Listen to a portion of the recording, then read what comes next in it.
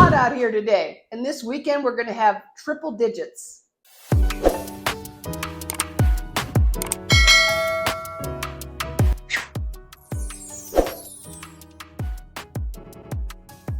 I'm Lisa Williams with the Lisa Williams A-Team here at Berkshire Hathaway in Carson City, and I'm joined by my partner Josh. Today we're going to be talking about the heat in Carson City and some places that you can go to try to beat the heat. Yep, just like Lisa said, I'm Joshua Priou, and of course we're here with Berkshire Hathaway and the A-Team Nevada, and I'm talking about the heat. And you might be able to tell if you watch my videos, I got some sun, man. It's definitely summertime. I've had a few beach days and been out hiking a little bit and just playing out in the yard with the kids and stuff like that. So it's definitely that time of year, and it is hot. Like Lisa said, we're going to hit like 100, I think, on Saturday. That's about as hot as we get. But upper 90s this week. Generally, this time of year is our hottest time of year, but usually we're in the summertime, we're like in the low 90s. So, and then of course it cools down at night. We're still hitting like 56 at night. I think it was 56 this morning when I woke up. So lovely, mountain, Carson City weather. Like always, I can handle the low 90s. When it hits 100, it gets kind of annoying, but we have to go find things that to get us to cool down, right? I mean, I love where we live, and I miss the ocean. I talk about that all the time. But we have rivers and lakes and all these different things, so you can still go swimming, and I love it. And we have our favorite little spots that I'm not going to tell you about, but here's some of the more popular ones, of course, right here outside of Carson City. And so the first one on our list is Washoe Lake State Park. And so if you're familiar with the Carson City area, Washoe Valley is just north of us. I mean, like from downtown, it's probably like a 7-minute drive. But if you want to go to some of the parks, it's probably closer to like 10 minutes, something like that. And there's a bunch of little parks all around Washoe Lake State Park. Now, one thing that's great about there that doesn't really have to do with the summer is they have all the wild horses out there. So if you've ever seen, or if you've never seen wild horses, you got to go to Washoe Lake. It's pretty cool seeing like 50 of them all just kind of hanging around along, in the open spaces or alongside the road. I'm always kind of in awe of that. But right there in Washoe, there's camping. You can definitely go kayaking and paddleboarding, and some people do some boating out there when the lake's high enough where you can launch a boat. But I will say this: most people tell me that it's not a good place to swim. I've never actually gone there myself. Yeah, I'm going to leave it at that. Okay. But you can definitely go kayaking and doing other things, and but generally a pretty hot spot there too. So right here out of Carson City, though, everybody loves to go visit Kings Canyon Waterfall. And so it's an easy hike for most people. Even my little girl, she's 8 years old, who hates going on hikes, had no problem doing it with only a little whininess. But it's like a mile, but it's a little uphill. That'd take you about 25, 30 minutes or something. But there's waterfalls up there that are actually pretty nice.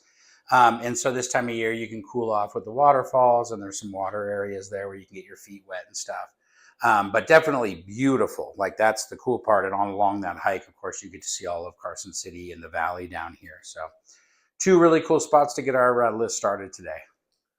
So our office, our Berkshire Hathaway office here, is right across the street from a plaza, which is 1 block from downtown. And in this plaza, there's restaurants and a pub, a brewery, and there's a splash pad for the kids. So if you really don't have time to jet up to Lake Tahoe and you just want to cool off or just sit in the breeze and watch the kids play in the water, they have a water spout that just spouts up, and the kids run through it and cool off. And I find it fun to watch them. But if you have children, for goodness sakes, it's a great place to bring them. Easy access, good parking, and just a fun place to sit because there's people coming and going in our downtown area. And our downtown area is one of the cleanest and safest downtown areas that you'll find. Also, Spooner Lake. You hit Spooner Lake on your way up to Lake Tahoe, and just before you get there, we like it because it's less traffic, easier parking than some of the beaches at the lake. And a couple of years ago, we went skiing, cross country skiing out there, and we're not cross country skiers, but it was a load of fun, and there wasn't a ton of people there. There were people out there, but it wasn't a crowd, and we really enjoyed that.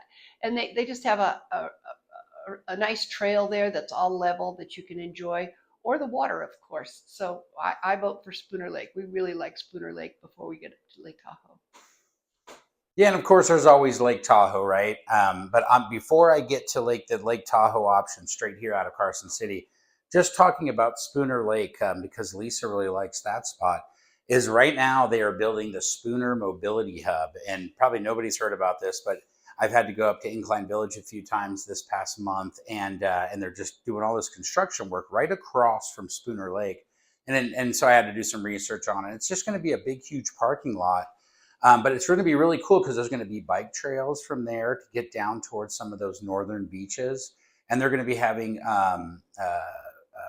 shuttle service back and forth to those beaches. So, leading into where I was going to get to, your closest beaches to Carson City, if you want to go up to Lake Tahoe, is going to be Chimney Beach. Or if you go a little further, is Sand Harbor. And there's all these little tiny hidden beaches along that east shore. So, the east shore of Lake Tahoe is where you're going to find most open spaces and most kind of like open beaches where you can go to where there's no homes and there's no actual like state parks or hotels or something, which you'd find on the South Lake Tahoe. And also, so you know, up in Incline Village on the north end of the lake here on the Nevada side, you have to be a resident to use those beaches. So these East Shore beaches are your best bet. Now, the reason for the mobility hub is because Sand Harbor gets booked. Like that's the thing now, is you actually have to book reservations in advance. And if you don't get to the beach by 10:30 a.m., then they give away your parking spot, and people start lining up at like 10 a.m. waiting and hoping that that one of those spots opens up. And so it's kind of wild over there. And then where Chimney Beach is, there is a really cool parking lot there, and they've actually built another parking lot on the other side of the road, probably a couple hundred more spots, and they are always full. Like you go by there like at 10 or 11 a.m. on a weekday, this time of year, of course, and they're packed. And so people start parking along the streets, and that makes it super dangerous. You don't want to do that. There's areas where they don't allow parking anymore, but there is a ton of areas where they still do. And people are getting out of their cars with their kids. I mean, they're literally right on that white line, and I'm driving by in my truck and stuff, and it's just seems so unsafe. So the mobility hub with the shuttle service is going to take people down to those other areas, and then you're going to have trail access to be able to, if you're a big like excuse me, bike rider or something like that, you could ride your bike down there.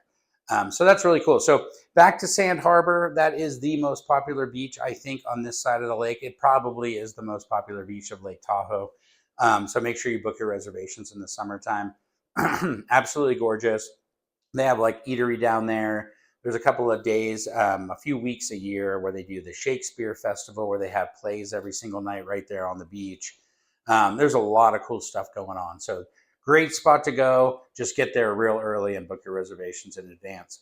And then I talked about Chimney Beach and all these other little cool little beaches. So they're in those parking lot areas.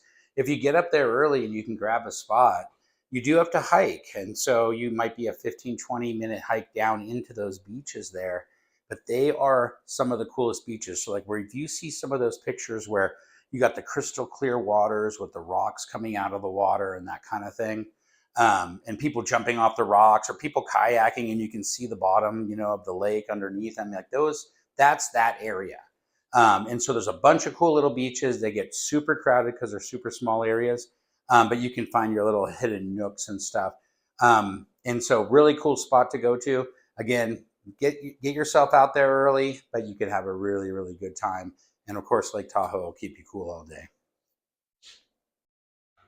All right, well, we can't end this without some practical safety tips. So it is pretty warm up here. It's a dry climate, but the sun can get pretty strong and pretty severe. So make sure you have plenty of sunscreen, especially for the kids, plenty of water, stay hydrated. And because of the altitude and the elevation, the water is much colder than it seems. So be cautious, be mindful. Sunscreen and water are your best friends when you're up here, especially in the summer. Thanks for watching. I hope these tips were helpful. I hope you made a list of some places to go when you're up here.